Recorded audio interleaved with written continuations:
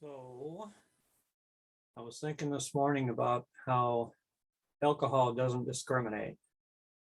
It doesn't care if we're rich or poor, black or white, gay or straight. Doesn't care if we are Republican, Libertarian, Democrat, Communist, Socialist.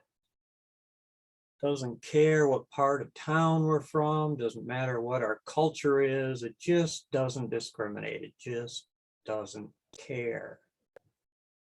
And the only difference between the 12-step recovery program and the fellowship is that we care.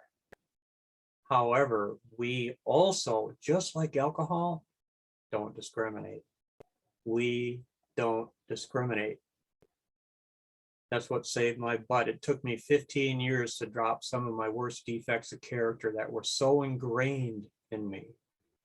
But I kept coming back and I kept trying to be of service to my fellow human beings. And I saw what I perceive as the intention of true Christianity when Christ was here in practice. I saw people just loving on each other. Just the only thing we wanted to do is help somebody.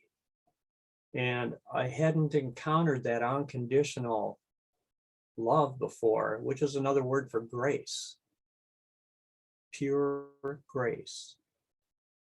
When somebody said to Christ, well, how many times are we supposed to forgive these morons that keep doing the same thing over and over again and expecting different results? They keep relapsing, they keep cussing, they keep sinning, or whatever it is that Peter, I think it was objecting to Christ. He said, how many times should we forgive them? As if you can nail it down to a numerical certainty. And he said, should we forgive them 7 times and then kick their ass? And Jesus said, well, no, forgive them 70 times 7, which is 490. And I don't know, you gotta have some serious tabulating powers over your resentments to actually count 490 times how you were pissed off at somebody. And sure, I mean, maybe 490 times a day you're pissed at a plethora of difficulties, but it's not the same one. And I don't know, you lose track, start counting again. Just don't make your sobriety date start over again. You know, that's one you don't know if you come back from. So, you know, when something happens, forgive it immediately. So that's something Sandy Beach said that stuck with me. And it's a lesson that he got the hard way too. You know, his daughter was murdered and he knew he had to forgive immediately. I told him about Mary Jo's story years ago when he was up here speaking for Friends of Lois, and how she forgave unconditionally. He actually locked that in. And, you know, I didn't know that he did until I heard him give another speech about it.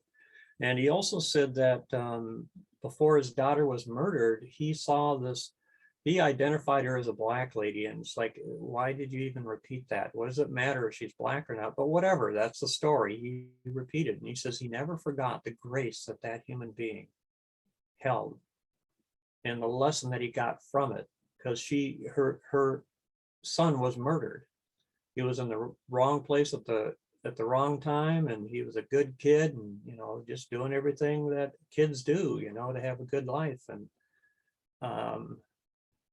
And was, as I understand it, murdered by a drug dealer, you know, and he just happened to be there at the wrong time. It's like, oh boy, you know, it's like, show me your friends, I'll show you your future. But I don't think this kid was engaged in any of that stuff, as I understand it. But in any case, to make the short story right straight to the mark, she was asked by a reporter the same day that he was killed, shoved a microphone in her face and said, how do you feel about the guy that killed your son?